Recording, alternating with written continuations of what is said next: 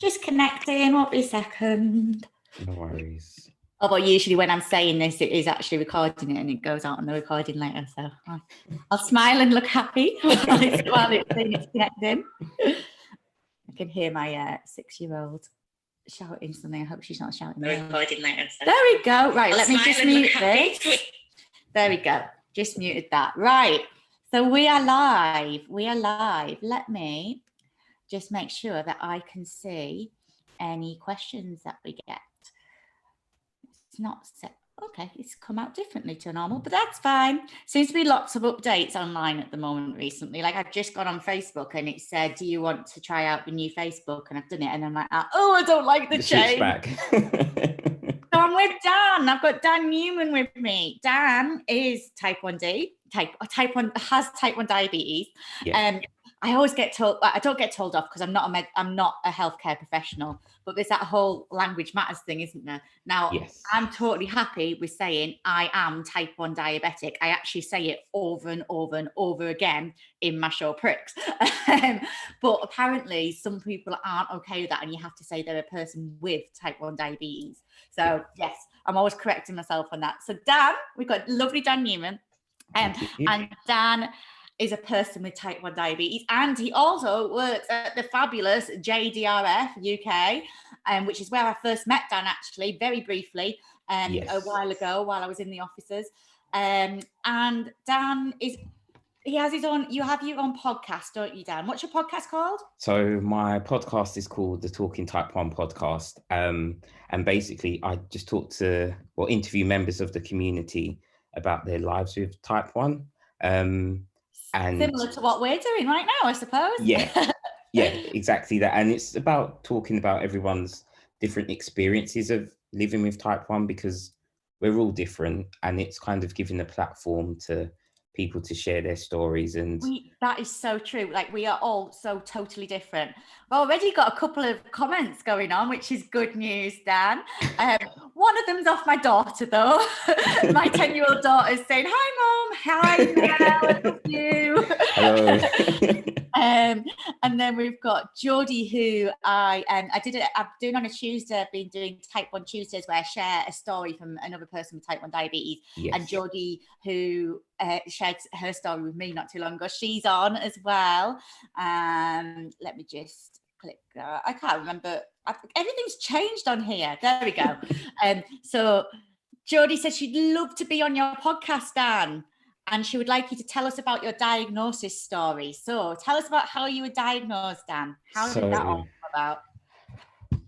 So going back to 1996, it was the summer. So it was the summer holidays around August time. This is from what I remember. There were probably symptoms from before, but so I was just drinking a lot of Ribena. But because it was hot, my family really didn't think anything of it. I was just drinking loads of Ribena at my nan's house, and not quite sure how long that was for. But then one day my aunt decided to take me and my cousins to the cinema. So at the cinema, I was really unwell. So went back to my nan's house. I was still unwell. Then when I went home, again, still unwell. So my mum called the emergency doctor, who came quite late at night. And he tested my blood sugar levels and was like, you need to take him to A&E now. So it was a mad rush to A&E. It was early hours of the morning, and I was just sat in the pediatrics department waiting for various test results to come back. I remember there were lots of needles involved, and also remember the doctor sitting me down and telling me that I had diabetes as well. And obviously there's a range of emotions, but you don't really know what's happening because I was 10 at the time. So I didn't really know or understand what was happening. But obviously being in the hospital, I knew I was unwell. And then from there, I was in hospital for about a week or two. I think probably a week, but I can't remember exactly. Right. And obviously when you're in hospital, you have your first injection, which I was terrified of needles. So that was an experience. And obviously this was in 1996. So they had syringes, so the orange cap syringes, and the needles were very thick, not like what we That's what use I had. I today. was at Yeah. 1989 Yeah. and Oh, had the okay. orange cap Yeah. Yeah. syringes and flicking the needles out before you Yes. Yeah. inject. Yeah. Yeah. And so obviously you had that syringe, the needle going into my little 10-year-old legs, and it wasn't the best experience for me. No. And at hospital, I had my first hypo as well. I just remember feeling like really just funny and a bit fuzzy. Yeah. And then they explained what I was having, a hypo, and yeah, that's kind of my diagnosis story all those years ago.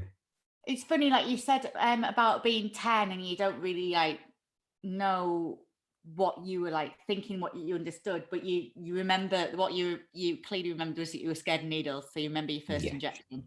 Yes. That's Yes. I remember, like, and I only really thought about this in more depth when I was writing my show, but I used to hide every time the doctors came in. So if I knew the doctors or nurses were coming, I would hide under the bed, in the wardrobe. Yeah. I was only 4, so I was tiny. Okay. And I was only a really skinny little weedy 4-year-old. And I used to hide everywhere. So what I take from that now is I must have been scared. I mean, Yeah. why else would you hide? Yeah. I must have been scared because and I got out and it's not art. I don't use any. I was going to say I don't use any artistic license in my show, but that's maybe a slight lie because there are things that I don't reveal in my show Yeah. when they immediately happened because I want to just drag out the suspense a little bit, kind of thing. Yeah. But everything, when I tell a story, it's a true story. And so my show starts hiding behind a bin because I went missing for 2 hours and hid behind a bin. Oh, wow.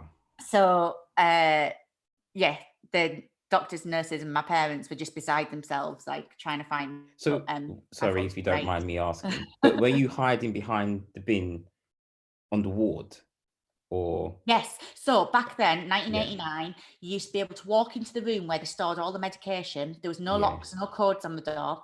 And that's the room I was in. I was in the medicine room behind one of those skinny metal hospital type bins. Yeah. And I was just crouched down on the floor behind it. And I remember it. That's my earliest memory. Yeah. My earliest memory is my diagnosis and hiding behind that bin. Yeah. And I just remember my mum, I could see my mum and dad like screaming Jade at the top of their voices. But it's like your Omnipod beeping. Yeah, my pod I recognise that noise. My pod expires at 10 o'clock. So in a couple of hours, so it's just warning me. But yeah, and that's the thing about like type. When you hear a beep, you can associate beeps to certain pumps or CGMs or whatever. So I thought I got when week before last, I switched to Omnipod Dash. Yes. And I did like an online consultation with the Insulet people and the nurse. And some of its beeps are the same, but there is like the odd, like there's beeps that I don't really know what they are yet. Yeah. So this beep kept going off, and it's going off every hour. And I'm going, why is my Omnipod beeping? I don't get it. It took me about 2 days to realise I'd actually set something on my watch so that it beeped on every hour. So the watch I was wearing, and it wasn't my Omnipod at all, but I just assumed that's what it was. And I was thinking, why does it keep beeping at me? Nah, it wasn't the Omnipod, it was my Blue Room watch. Jodie's saying that you've got a really similar diagnosis story to her. She says she was 11, exactly the same, not well during the summer. So I don't know what that says. Docs then told me to go to hospital and stayed for a week, and that was 2001, and she had those syringes as well. And she said, isn't it strange how it's probably the most serious thing that's ever happened to us, and it's like a blur kind of thing. Yeah. She's going now. She's leaving us now. Bye, Jodie. Jodie's leaving us because her daughter wants to be on YouTube. Okay. If you're watching, guys, do send us a question in. We'd love to answer your questions. Go on, what you were going to say, Dan? I was going to say, and Jodie said about being on the podcast, so I don't know if she'll hear this, but if you just get in contact with me on Instagram, my tag is @T1D_Dan. And I'll make sure I'll we'll just go message her, from make there. sure she knows that. Yeah. Yeah. That's cool. So one of the things you do is you make memes. Yes. Yeah. And yes. is that just for fun that you do that? I Or would say professionally. Oh no, just for fun. Definitely not professionally. I work in HR, so yeah, you said that. we won't be making memes in HR. But yeah, it's just for fun. And particularly just around like type 1. Yes. I just found the way to merge humor and type 1, and it came out in creating memes. So yeah. Cool. Right. So you're going to teach me how to make a meme, aren't you? Yes, I am. Great. Oh, Geordie says she heard you. That's fine. She's going to contact you, and Cool. she says love to us both. Right. Okay. So you told me earlier that I needed to download a certain app on my phone, didn't you? Yes. Right. I'm getting my phone. Okay. I've got mine. So the app I've downloaded, what is it actually called? Pictofile. Is it that one? Yeah. I believe so. It's called Dopa. It's called Dopamine on from the App Store. Right, but I'm on Apple. Google. I've got a Google phone, so it's called. It's this one, isn't it? I'm on the right one. Yes, it's that one. So it's called Pictofile on here, right? Yes. And you sent me an image, which is an image that I shared of a meme that you've made before as well. Yes. Yeah. Right. So keep it simple and do something that I've done before without trying to do something flashy on YouTube. Well, look, and who doesn't love a little bit of Fresh Prince of Bel-Air? Exactly. I mean, that was my childhood. I tried to get my 10-year-old into it, and she just hasn't got into it. And I'm just like, what's wrong with her? Like, this is the best thing ever. I watched it like constantly, non-stop when I was her age, but now she doesn't seem that interested in it. That was definitely after school TV. Yeah, and do you know what? It's on Netflix now, and it's classed. It's in the adult, so we have like the kids have their own profiles on our Netflix, and then we have ours, and it's not in the kids one because it's actually rated a 12. Can you believe that? It was on like Nickelodeon or something, wasn't it? Trouble. It was on one of those TV shows. I think it was on Trouble. Trouble. I used to love Trouble. It used to be TCC, the children's channel, then it changed to Trouble. Yes. We're going old school. And I used to watch Hang Time, was one of my favourite shows. Yes. Hang Time. And I wrote to Julie, the girl that played Julie in Hang Time. Yeah. I wrote to her, and she sent me a lovely handwritten letter back and a signed headshot. And I thought that was so good. Like, I couldn't believe it when she wrote back to me all the way from America. Anyway, still excited about that. Yeah, I remember Hang Time. And Sweet Valley High. Yes, I remember that. And there was down in a crowded hall. Yeah, I used to love all of them. Like that's there was another one I can't remember. Do you mind me asking how old you are then, Dan? I am 34. Oh, I'm 34 as well. So that's why we're totally into all the same stuff. Yeah. That makes sense. Cool. Right. Okay. So I'm on this. You told me to go on is it the Multiline Caption? Multiline. Yeah. With the cat. So we are here. That cat looks like one of my cats. So yeah, if you click, does it say load from camera roll? No.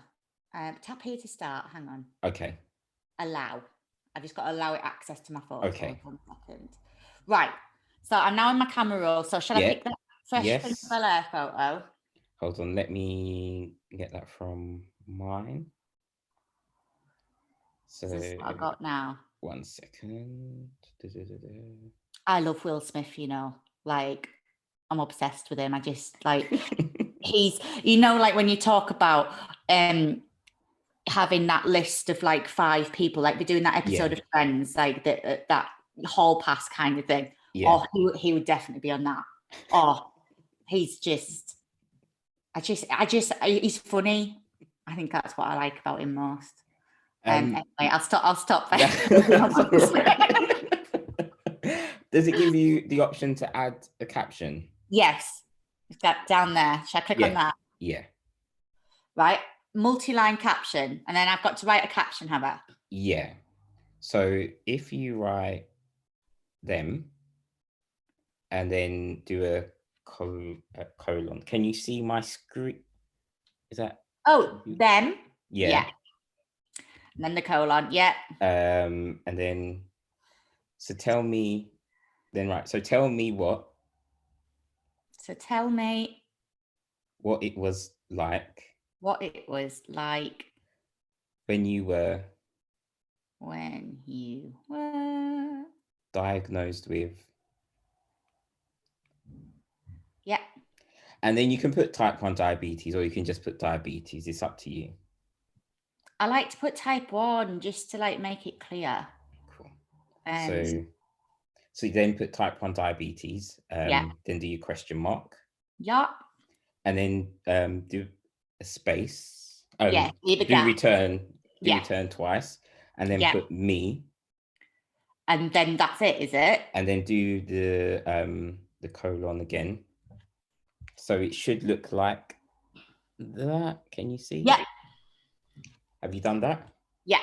Then add caption. You might get an. She's automatically put it above it. Yes.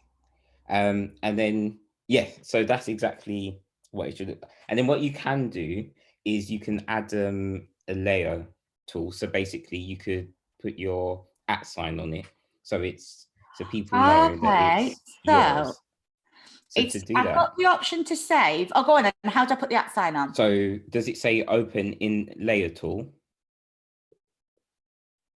No. What options does it? It just says save and export at the top. Let me click. Oh, so saved. Click save. Hang on, I've got an advert popped up. Yeah, you might. Is that after you click save? Yeah. Yeah, that's fine. Let it play. Yeah. There we go. So if we go. Why is it still? I just turn the sound off because it's just making that noise.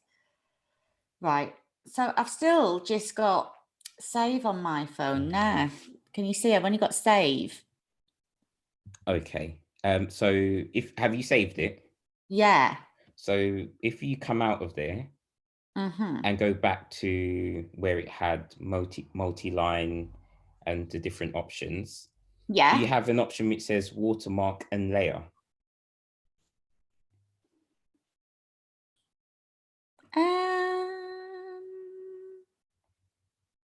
No.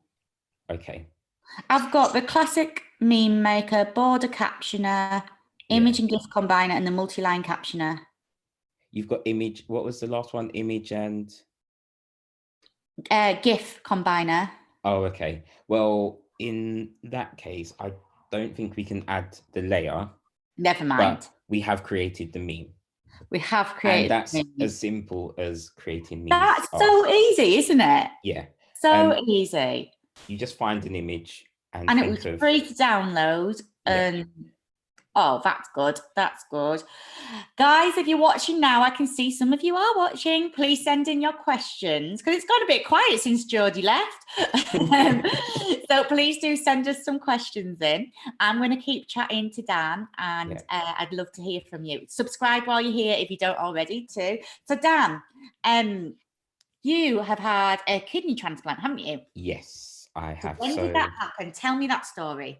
So the transplant happened in April 2018, but going back from there. So in 2013, I was diagnosed with chronic kidney disease. Now they suspect it's a complication due to type 1. Yeah. However, there was a family history with issues with kidneys, so it could be that. Right. But most likely it is because of type 1. So I found my teenage years particularly difficult when it came to managing type 1.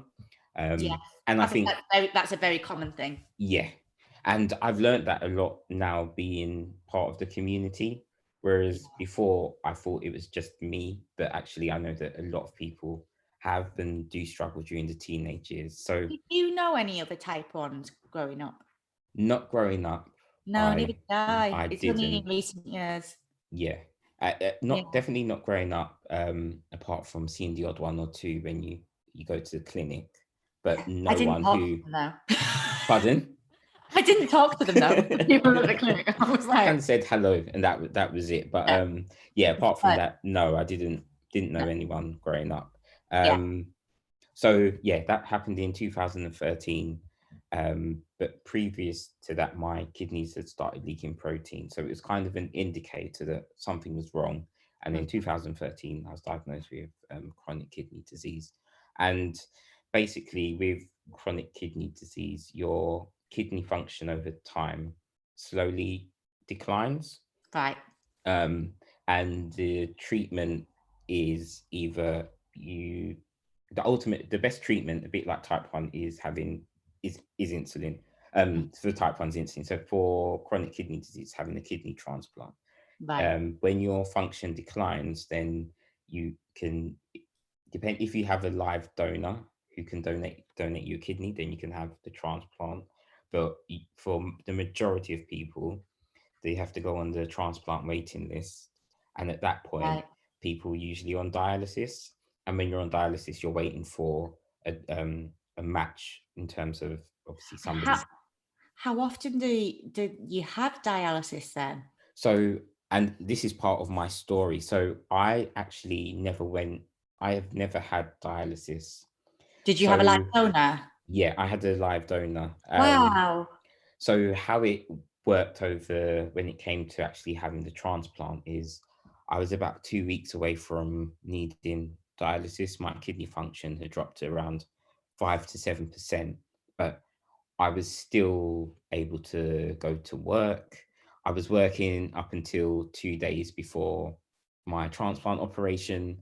But that was down to me wanting to almost prove to myself that I can still work and I can still do what I need to do, even though I have to have a kidney transplant. So yeah, I finished work on the Monday, and then on the Wednesday I had my transplant.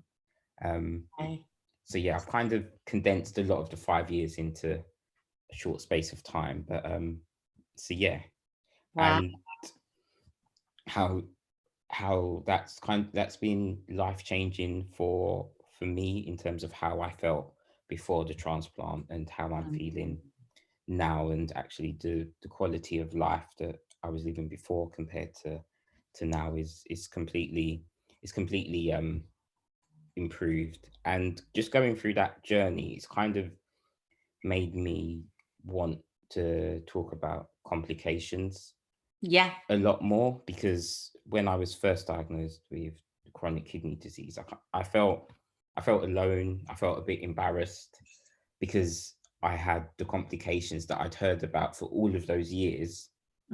And it felt like, oh, you were warned about this for all these years, but the message kind of didn't go in. And then it felt like there was I'd failed the test, and it felt like there was a stigma attached. And I think sometimes as a community, we don't always talk about complications when we should. And I think we can talk about complications in a way where it's not completely negative. Now, I'm not saying that complications are great, because they're not, but if you change the narrative of the conversation and say, hey, look, yes, we do live with the possibility of having complications, but if you do find yourself with complications, you aren't alone. You haven't failed the test.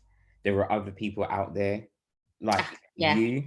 And so me being able to use my profile to share my story has been helpful for me. But also I've had other people reach out to me, and they were feeling the same emotions that I was feeling, where you feel scared, you feel embarrassed, you feel alone.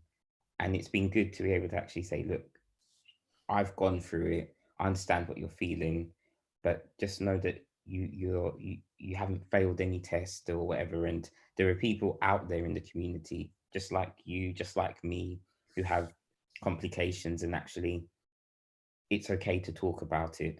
So I think that is one of the most rewarding things about sharing your story and putting it out there for people to watch, see, listen to, is when you get a message, especially for me with pricks. I don't know what it is, but it's when a teenager messages me, usually on Instagram, because that's how teenagers tend to get into it.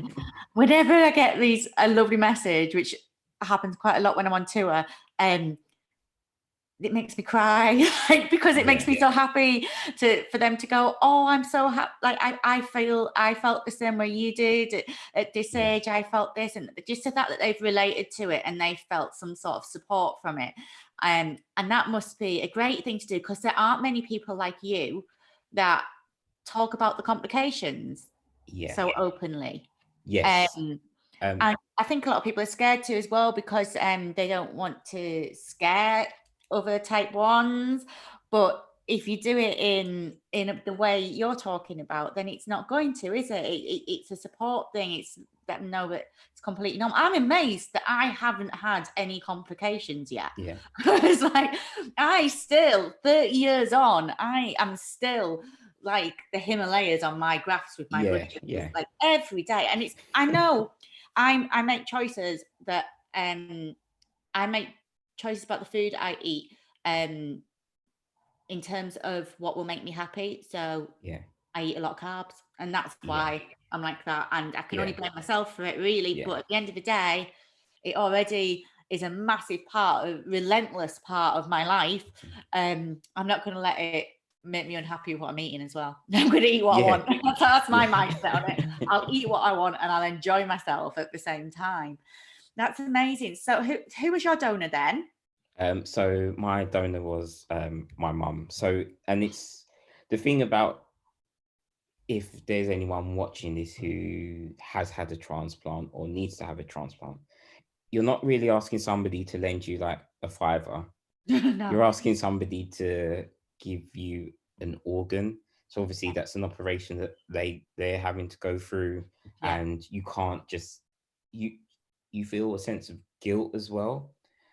Just asking somebody, would you consider going through all of these tests to give me an organ that will help me? And kind of what you get out of it is that you know that you've helped me. And it's just a weird conversation to have, and a conversation that I put off having for a while, even though I know I needed to start having the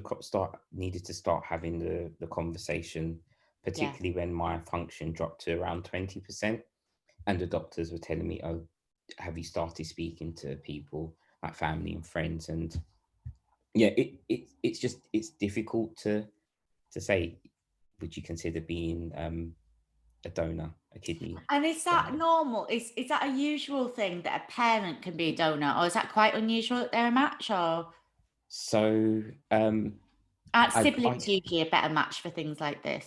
I can't say for certain whether it's likely better to be a parent or a sibling, but I think if you are a close relative, then that's definitely a preferred option in terms of actually being a match. But then obviously the donor has to go through a number of tests, as do you, to make sure that you are a good match. And the better the match is, the longer that, in theory, the kidney or the organ should last. And it's not a guarantee.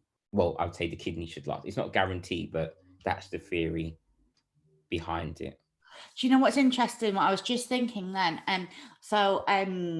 When I lost my mum last year to leukemia, and when she was in hospital and we were looking for a bone marrow transplant, they said, that's why I asked about the child sibling thing. They said that usually children aren't good match or close enough match. They're like a 10 out of 10 match. Okay. I think they tested my sister and she was like I can't remember exactly, like a 5 out of 10, something like that. But then they found an anonymous donor who was a 10 out of 10 match. But they wouldn't test me because they won't take anything from someone with type 1 diabetes. And that was, I really struggled with that because that's the woman that's kept me alive.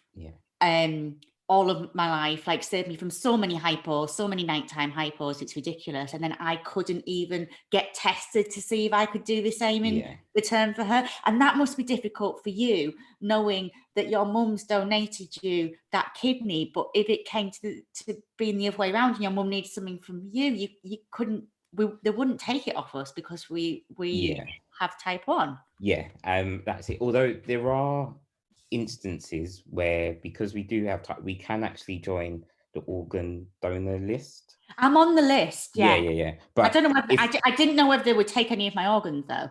Yes. So if you have a look on the organ donation website, there is information about that. So we can actually be organ donors, but in terms of actually a live donor, and that wouldn't be possible. But yeah, it was interesting just to having to go through all of that in terms of the kidney disease. But I also learned a lot around actually other people get sick and need kidney transplants. It's not just solely people living with type 1 or any sort of diabetes. And that really opened up my eyes and helped me to accept. Carla on Coronation Street needed one, didn't she? I don't watch Coronation Street, so I can't. I don't anymore, but I used to watch it religiously at one point. I haven't watched it for quite a while, but I remember it wasn't too long ago that her brother was a donor for her, and I think that was the only person that matched or something like that. But I remember it being a storyline on there. So normal, not normal people, because we're not normal if you have type 1 diabetes. Normal people can also get it too. That's certainly true.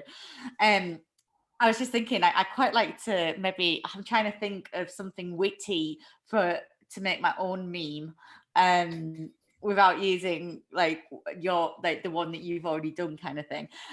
We have got some people watching, but we have got some very quiet people watching tonight. Please do send myself or Dan a question or just say something to us. Let us know you're there, because I can see that you're watching us. So do let us know that you're there and make us feel like you're enjoying our chat.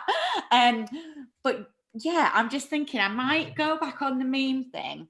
Okay. And let's I need to find an image first, don't I? That's where to start. Yeah, is that where you start when you make an image? You need an image. Right, okay. So I've got one, right? I've got an idea what to search, see if I can get a good image for it. Oh, that doesn't say what it's supposed to say. There we go. Right, images.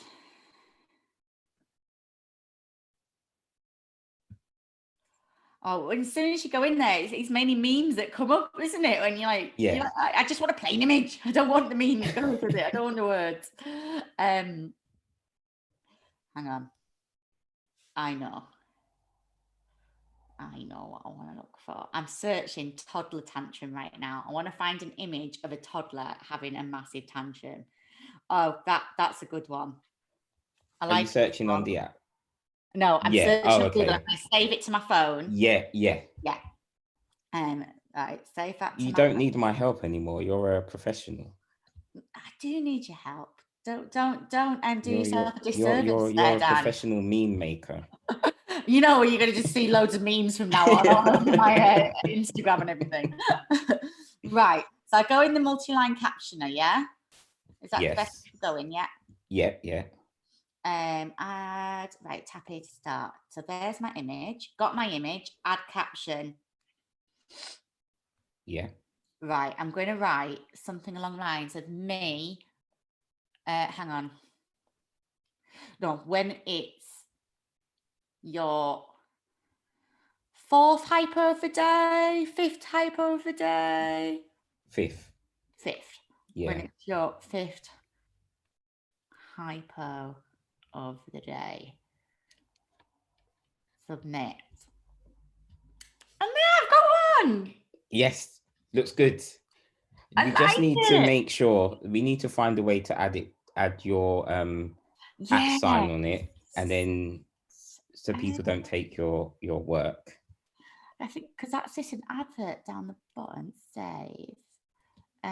Yes, because that's true. Because I noticed yours has got your app sign on. Yeah. But lots of memes don't. Well, you see a lot of them with them on, but you see lots that don't have them on, and like you see them get shared multiple times, don't you? Yeah. Yeah, I reckon I could go. Let me have a look. Go in my Google Photos because that'll be saved in there now. And if I go in edit, I could definitely add it on. I'm sure I can. Does it give you the option to add on text to a Yes, photo? I can. Then you'll be fine. You don't need to use the app if you can do it in your photos. Yeah, but it just puts it in the right place on this app, doesn't it? It just automatically goes to where you want it to go. Right, how do I add text? I can't remember. There we go. Here we go. And then I put, that's fine. And then, sorry, show you what I'm doing. I'm now in Sketch and I'm just going to write @PrixOfficial, @Prix. Oh, it's hard when I'm like on the side and not looking at. Yeah, that says @Prix. Done. And then why is it not? Right. There we go. I've got it on there now. Can you see? Yes, that looks good. If you send that to me, I will share it. I'll send it. Yes. Now. Right. So basically, I'm just going to keep creating memes from now on. Let me send it to you. Direct message on Instagram. It can be addictive because you almost see meme potential in most images that you see. And if you follow any meme accounts on like Instagram, you can just take the image and kind of repurpose it for type 1. Yes. So that's what I do a lot. And actually, I do need to give somebody a shout out for the Fresh Prince meme. Yes, I saw those comments earlier. Give someone a shout out for that. Yeah. So his name's Luke Watts, and on Instagram, I think he's Wattsman10_hypo daddy. Hypo daddy. Yes. Isn't it? Yeah. Hypo daddy. So basically, he had a meme which he used, the Fresh Prince one. And I just asked if I could use that, but just change the caption, and he said yes. So I originally found it from him, and he's also been on my my podcast as well. So his son Noah was diagnosed with type 1 at 11 months old. Right. So young now. Like I remember when I was a kid, you didn't get babies being diagnosed with it, but I've come across many in more recent years. Yes, and they're actually involved in research looking at why he was diagnosed so young as well. So really nice guy and a nice family as well. So yeah, need to give him credit for that. Definitely. Well, yeah, I'm glad you did that because I'd seen those messages earlier and I've forgotten about it. Tell me what's happening at JDRF fundraising wise whilst we're in lockdown. There's a gamer thing, isn't there, going on? Yes. Now, Dan, I don't have the first clue about gaming. I just don't follow. I don't understand this fundraiser through gaming. So can you try and explain it to me, please? So that's fine. So JDRF have something called Game to Give. So it started on the 29th of April, and registration's free. So if you know about gaming and know about streaming, then I can kind of bypass that. But if you don't know about gaming and streaming, basically, if you, I don't know, did you play computer games growing up? Any at all? Or do you know of any computer? Frogger. I used to play Frogger on my computer. Did you play any other games? Girls play on Roblox. Okay. My kids play on Roblox. That's a game that they really like. So, and my husband's on the PlayStation right now. Okay. So basically, what games does he play on the PlayStation? I think he's on Call of Duty. Okay, so basically Call of Duty COD. So he could stream playing Call of Duty via Twitch or any other streaming platforms, and people can watch him play. And whilst they're watching him play, They can also donate. I can't hide what I'm thinking. I was just like, what? People watch it, people play. You'd be But they surprised do, how, don't they? yes, yeah, it's quite big, a big market. So yeah, he could be playing Call of Duty, streaming online, and people would watch him play. And then whilst they're watching him play, they could donate to JDRF. And that's how do they donate? Does it like come up? Like, does it say like, please donate if you're watching me, please donate? What does it? Is it a link? How does it work? Do you know? You work in HR, so I know that. Sure. Yeah, so I work in HR, and I know enough about streaming to explain what streaming is. But when it comes to the technical side, what I will say is if you go to the JDRF website, and search for game 2, which is the number 2, give, more information will come up there. And you can register there. So yeah, I'll kind of game 2 give cop out there. Everyone who has kids that game, has adults in the house that game, need to do game to give, especially if you're tuning into this right now, because me and Dan both love JDRF, and so you have to do that. Yes, yeah. Obviously, I just find it like, I was chatting to Jamila recently, and I've chatted to a few times recently, and I was saying like I was really concerned because obviously the marathon, all these summer events which were planned, all these fundraising events aren't going to happen. Great North Run, that probably won't happen. Well, it won't happen. I'm sure it won't. But it might have even been cancelled already. I don't know. But like, you're going to lose. JDRF are going to lose a lot of money. It's like going to be at least, surely it's going to be like a 7-figure sum.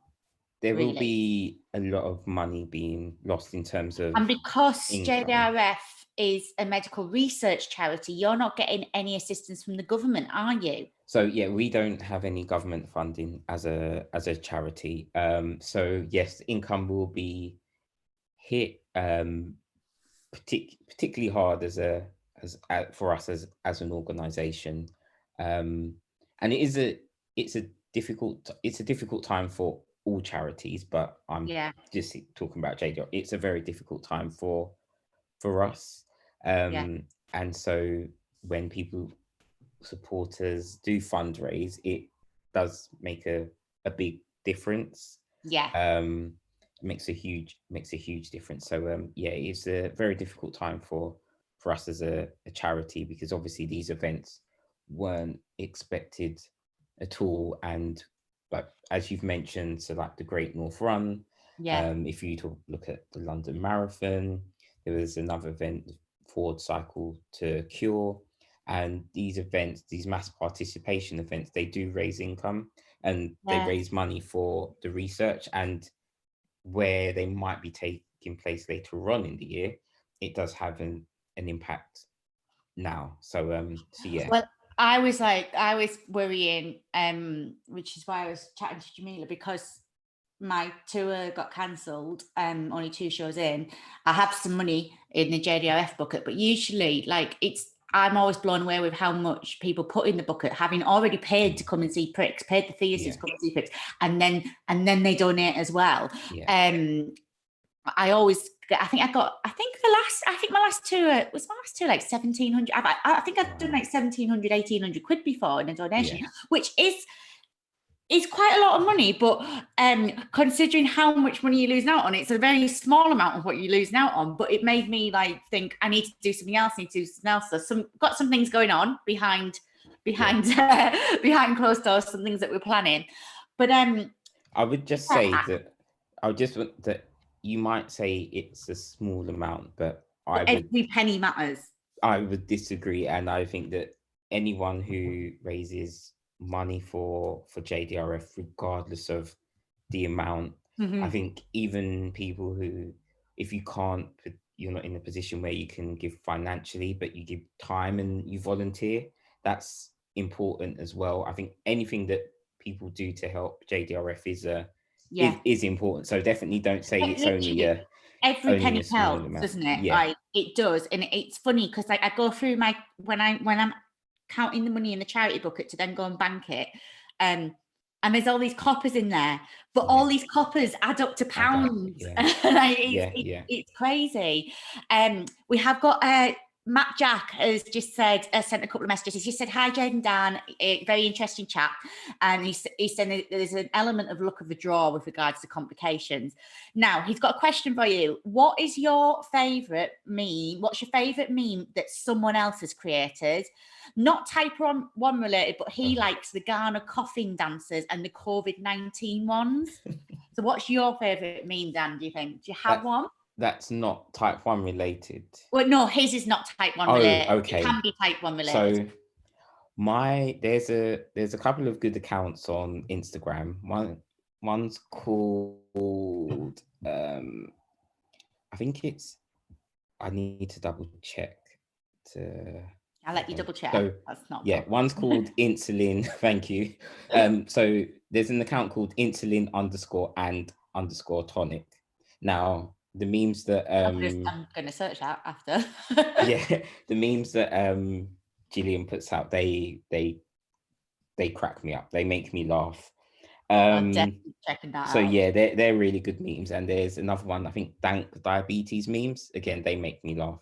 The ones that I currently like at the moment, I don't know if you've seen like the Google ones where they might say roses are red.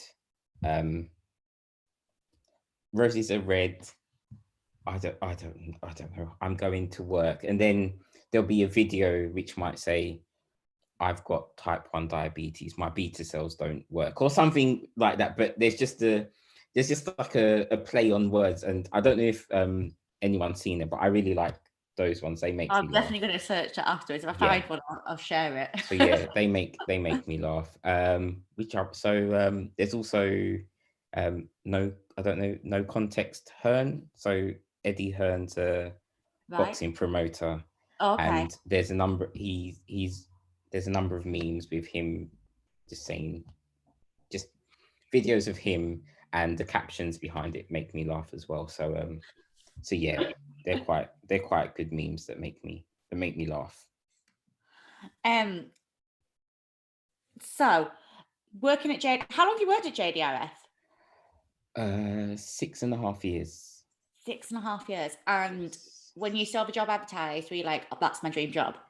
So what happened was, I'll be honest. So I had never heard of JDRF before I started working there.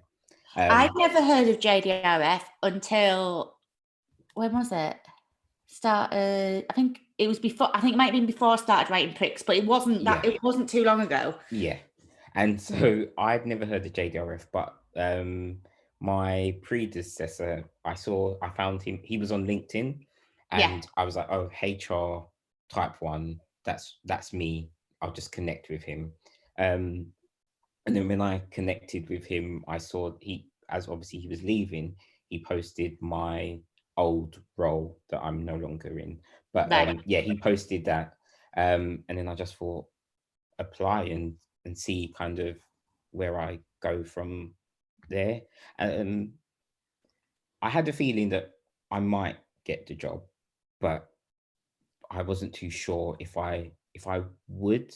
But I felt quietly confident because I've had HR experience and I had type 1 as well. Yes. But it was more to do with my HR experience rather than type 1. So yeah, because there's people that work there that don't actually have a connection with type 1 other than working for JDRF, isn't there? And there are people there. And what I would say is that my colleagues who work there, both now and ex-colleagues who don't have a connection, when they are there, they understand all about type 1. They all embrace type 1. There's no, oh my gosh, you're doing an injection, can you go and do it? Some people want to learn more. If that ever happened to me, I'd literally give the person what for. Yeah, it wouldn't happen. I know it wouldn't happen, but people just embrace type 1. And it's really nice to see that actually colleagues who have the connection, colleagues who don't have a connection, it's all about type 1 and understanding the condition. So yeah, people work there with a connection, without a connection, but it's just a nice environment to be in. Yeah, and wasn't it voted? Hasn't it won like something recently for a nice place to work? Yes, so we entered an award with a company called Laughology for the happiest workplace. So we didn't win, but we were highly recommended. So that's second place for that award. And also there within the charity sector, there's an organization called Third Sector. So we entered an award for one of the best charities to work for. And out of all the charities that entered, we came 8th, which is a really big achievement for us as an organization. Because you are a relatively small charity, really, aren't you? Yeah. So we've got 65 members of staff, but we cover the whole country. And obviously have regional offices across the country as well. So we're still relatively small, but we definitely do, I'd say, definitely punch above our weight when it comes to what we can do as an organization and what we can do for the type 1 community as well. Yeah. Well, I love JDRF. I encourage everyone who can just to do a random donation to them or to join in this Game to Give. That's what it's called, isn't it? Game to Give. Have a go at that. And we're gonna wrap this up now, Dan, because I don't like to encroach on the DB tweet chat. DB? GB doc. Anyway, GB doc tweet chat, which starts at 9 o'clock. So I always tend to try and wrap up before then. So I want to say a massive thank you for chatting with me and sharing your stories and being so honest and just being a lovely, lovely chap. So thank you. And we will see you next week, guys. I am with, as long as she's better, because I know she's not been well, Mel Stevenson Gray, the athlete, next week. And we're doing a workout, which I hope you're going to join in with. So I will tell you more about that once I know that Mel's going to be well enough to do it. But yeah, we'll see you next week. Do subscribe and do find Dan. Basically, if you search T1D_Dan, you'll find him on social media everywhere. Give him a follow, give him a like. And if you don't already, please do the same for Pricks Official. And we'll see you next week, guys. Thank you ever so